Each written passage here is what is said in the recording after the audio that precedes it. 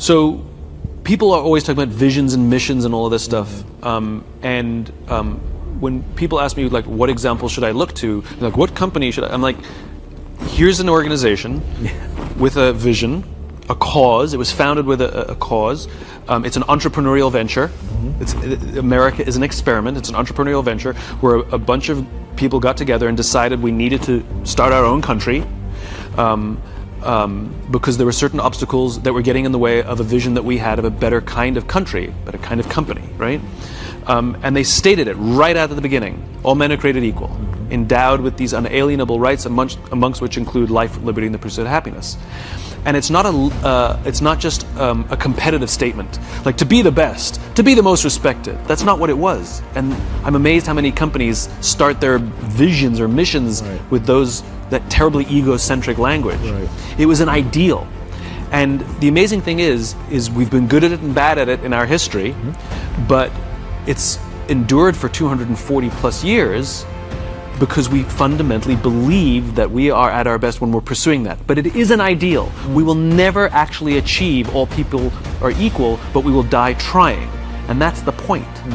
And it's the same for a company, which is true vision inside a company is something that has nothing to do with your product. It is an ideal to which you will attempt to build and advance that ideal through your company with your product. You'll never achieve the ideal, but you'll die trying. And this is what gives our work meaning. This is what gives our lives purpose, right? The difference between vision and a goal is the finish line. A goal is 26.2 miles. You can simply count the metrics and know when you've completed your goal. A vision is having a crystal clear sense of what the finish line looks like, but no idea of how far away it is. And the reality is you will spend your entire life never actually crossing the finish line, but the joy that every marathon you complete, you feel like you're getting closer. Every milestone that you accomplish makes you feel like you're getting closer and closer to the ideal, and this is what gives our life and our work meaning. How are you learning to better manage and motivate teams? I'm learning to manage teams by allowing the teams to do more themselves. There's a brilliant leader by the name of David Marquet who wrote a book called Turn the Ship Around. And he had an experience as a submarine captain on the USS Santa Fe where he realized that as much as he knew about submarining, he'd been a submariner his whole career, that put on this new submarine, he learned the hard way that he actually didn't know how the submarine worked. He made an order that nobody knew how to do it because that didn't exist on that side. And so he realized he had no choice but to trust his people. And he went through this transformation as a leader of telling everybody what to do to allowing people to tell him what should be done. And I've learned a lot from him, and I highly recommend his book. I've really learned that, which is, at the top of the organization, as David says, the people have all the authority, the leaders have all the authority, but at the bottom they have all the context, right? And so you can't just push all the context up, you have to push the authority down. And so the responsibility of leadership is to train people, make sure that they have the skill set, help build their confidence, that they have the confidence to do what needs to be done. They have to have competence and confidence. And that's your job. That's the only job of the leader. It's like a parent. Make sure they have competence and confidence. Make sure your kids get schooling and make sure that they believe in themselves. And then leave them, And so I've done the same thing. Instead of sort of showing people how I would do it, I want them to learn how it's done, and feel good about themselves, and then just however they do it is how they do it, and the result is remarkable. People feel better about coming to work. They feel like they have something to contribute. They feel more valuable, as opposed to just being told this is how I would do it, or I'm going to do it this way, or do it my way. Completely changing my understanding of my job as more like a parent than a manager. Success is an elusive thing, right? What is it? And I think it's very interesting that if most people can't define success, well, it means you made X amount of dollars. But if you make X amount of dollars but you spend more, are you successful? Or, well, it means you come home happy every day. Okay, how do you know when you're happy, So I think success is a funny thing, which is we all seem to pursue it, but we don't know how to measure it or actually how to define it. So how do you pursue something that you can't measure? Fascinating. So when people say to me, how do you measure success? The question we all have to ask ourselves, am I successful? I don't know. I mean, I had a good year last year.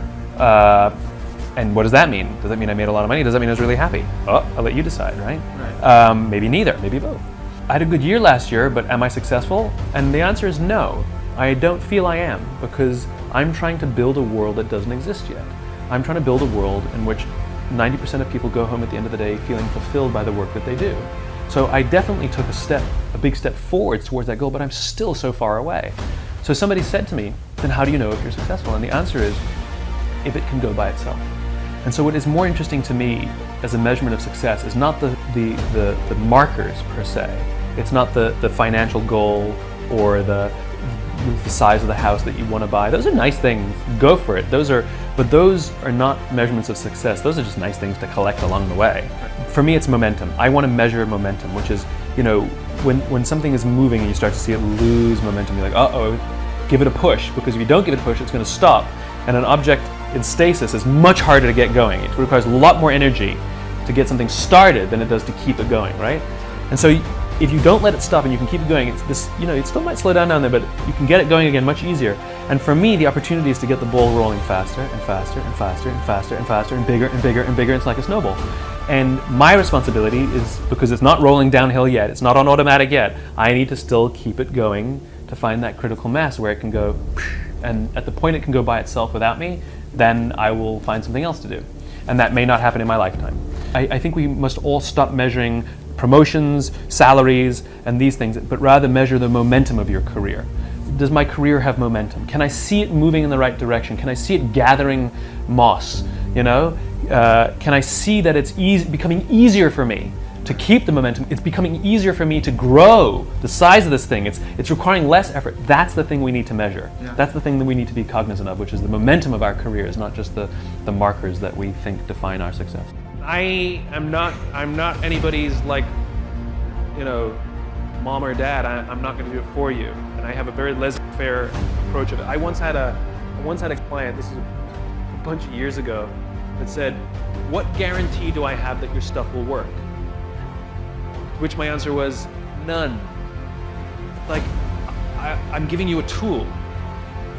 It's like a hammer. You can use it broadly or narrowly. You can build a table, you can build a house. It's the same tool. You can use it for marketing, you can use it to completely revitalize your entire culture.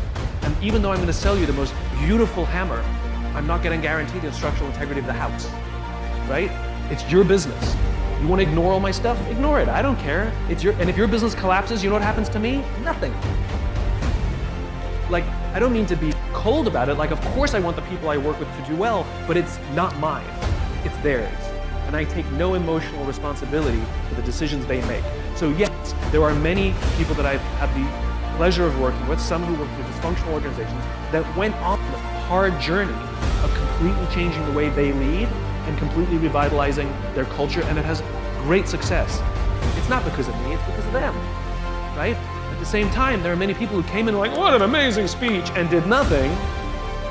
Thanks, that was great, And of course it's going to fail, So I think that we have too much, especially in the consulting world or the design world, everybody's so paternalistic about it. And designers are famous for this, right? They get so personally offended when the client chooses the wrong thing. Oh, they're such idiots. Don't they know we're trying to help them? Or who cares?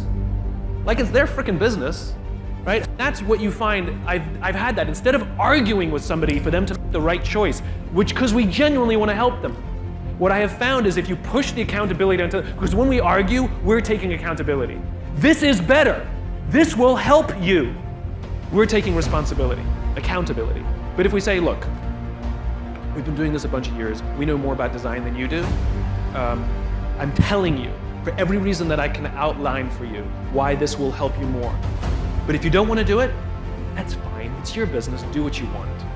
The minute you switch the accountability and put it all on them, amazingly, they're much more open to your opinion.